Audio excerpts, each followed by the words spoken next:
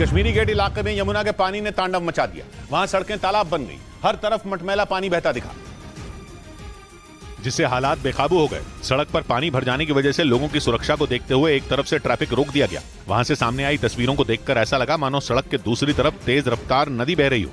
जहां तक नजर जा रही थी, बाढ़ का मटमैला पानी नजर आ रहा था। जिस तरफ से ट्रैफिक खोला गया था, उधर भी सड़क पर आगे पानी भरा दिखा। मजबूरी में गाड़ियां बाढ़ के पानी को पार करके जाती दिखाई दी। सड़क पर आए यमुना नदी के पानी ने कश्मीरी गेट इलाके में गाड़ियों की रफ्तार पर ब्रेक लगा दिया, जिससे वहां लंबा जाम। दिल्ली में बाढ़ लाने वाली यमुना नदी का पानी आईटीओ ब्रिज के पास पहुंच गया और पुरानी दिल्ली रेलवे स्टेशन की तरफ जाने वाला रास्ता पूरी तरह डूब गया, जिसकी वजह से लोगों की मुसीबत कई गुना बढ़ गई। आईटीओ ब्रिज से होते हुए पुरानी दिल्ली की तरफ जाने वाले रास्ते पर घुटनों तक यमुना नदी का पानी भरा दिखा। कश्मीरी गेट से पहले हनुमान मंदिर के आसपास सड़क पूरी तरह पानी में डूबी नजर आई। वहां से सामने आए एक वीडियो में दो लोग एक स्कूटर को धक्के लगाकर पानी के बाहर ले जाते दिखे। दिल्ली में लोहे के पुल से पुरानी दिल्ली को जोड़ने वाला अंडरपास बाढ़ के पानी में डूबा नजर आया। हालांकि दिल्ली पुलिस ने बैरिकेड लगाकर ट्रैफिक को पहले ही रोक दिया था। तमाम बड़े नाले हैं ऐसे, वो यमुना में जाकर मिलते हैं और यमुना अब खुद उफान पर चलने लगी। ये अंडरपास लोहे के पुल से इधर पुरानी दिल्ली को जोड़ता है। आईटीओ इलाके में सड़कों पर पानी भरने से कई जगहों पर लोगों को ट्रैफिक जैम से जूझना पड़ा। दिल्ली में बाढ़ से अभी और ज्यादा तबाही आ सकती है, लेकिन हरियाणा के हथनीकुंड बैराज से छोड़े गए पानी की वजह से पहले ही कई इलाकों में हाहाकार मच गया। यमुना नदी के पानी ने लाल किले को भी आगोश में ले लिया। बाढ़ का पानी लाल किले के पास की सड़कों पर तेज रफ्तार से बहता दिखा। 45 साल का रिकॉर्ड तोड़ते हुए यमुना का जलस्तर 208 मीटर को भी पार कर गया, जिससे लाल किले के पीछे का हिस्सा पूरी तरह डूब गया। सड़क पर घुटनों से ऊपर तक पानी भर गया। कल तक बात हो रही थी दिल्ली डूब जाएगी, दिल्ली में बाढ़ आ जाएगी, दिल्ली के लोग परेशान हो जाएंगे, पर आप देख लीजिए कि दिल्ली लगभग डूब चुकी है। लाल किले के पास रिंग रोड पर तो यमुना का पानी इतना ज्यादा भर गया कि वहां से सामने आई तस्वीरों में समंदर जैसी लहरें उठती दिखी। लाल किले के ठीक पीछे वाली तस्वीर जो रेलवे ब्रिज है, ये देखिए एक जो हमें ट्रक है वो नजर आ रहा है। कुछ बसेस यहाँ रिस्क उठाकर जरूर निकल रही हैं। लाल किले के पास पानी के बहाव का अंदाजा वहां से आई एक तस्वीर से लगाया जा सकता है, जिसमें करीब पूरी तरह डूब चुके एक रिक्शे पर बैठा एक शख्स पानी के साथ बहता दिखा। यमुना के बढ़े हुए जलस्तर की वजह से कुछ ऐसा ही हाल दिल्ली के पॉश इलाके सिविल लाइंस में भी दिखा। बाढ़ के पानी में सड़कें समंदर बन गई तो गलियों से दरिया बहता दिखाई दिया और कुछ लोग बाढ़ के पानी में अपना सामान निकालते दिखे।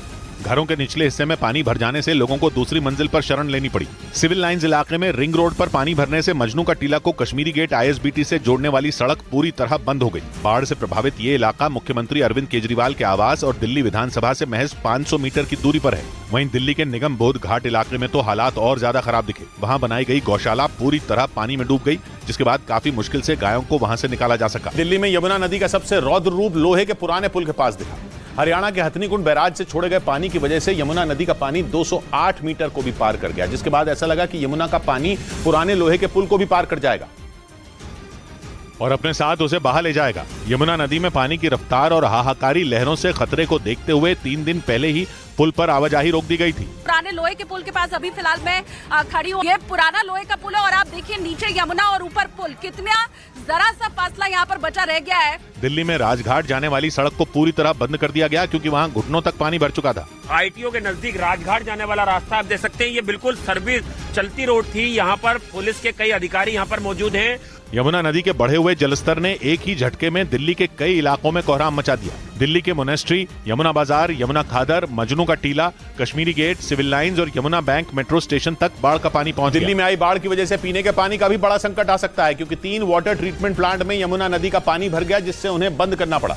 दिल्ली सरकार के मुताबिक इन प्लांट के बंद होने से दिल्ली के कई इलाकों में पानी की सप्लाई कम हो जाएगी, जिसका मतलब यह हुआ कि यमुना के पानी में डूबती दिल्ली में यहाँ के लोग प्यासे रहेंगे। यमुना नदी का पानी बढ़ने से दिल्ली में वजीराबाद, चंद्रावल और ओखला वाटर ट्रीटमेंट प्लांट पूरी तरह बंद कर दिए गए, जिसके बाद मुख्यमंत्री अरविंद केजरीवाल ने अधिकारियों के साथ वजीराबाद वाटर ट्रीटमेंट प्लांट का दौरा किया और हालात का जायजा लिया।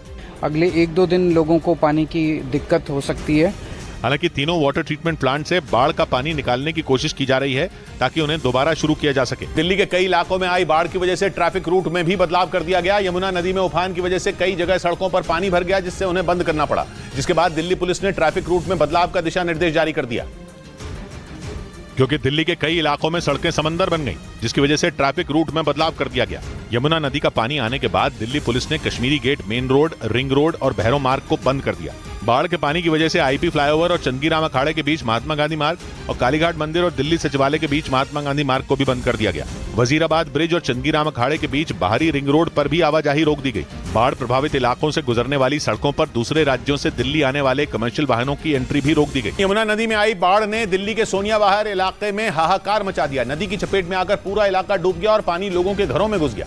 वहां फंसे लोगों को निकालने के लिए पुलिस और एनडीआरएफ की कई टीमें जुट गई और वहां से जो तस्वीरें सामने आई उनमें हर तरफ पानी ही पानी नजर आया।